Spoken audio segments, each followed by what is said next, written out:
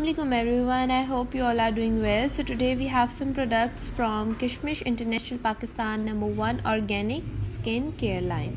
So first we have this lip balm. As you all know कि summer seasons चल रहा है, तो इसमें आपके जो लिप्स है, जो आपकी स्किन है, उसके साथ साथ आपके लिप्स भी ड्राई हो जाते हैं. तो ये एक लिप बाम है यहाँ पर हमारे पास, और इसका कलर तो आप देख ही सकते हैं, बड़ा ही खूबसूरत कलर है. प्लस इसकी स्मेल बहुत अच्छी है एंड मैं इसको ट्राई करूँगी and will definitely share the review with all of you. So the second product is here, which is clarifying face toner.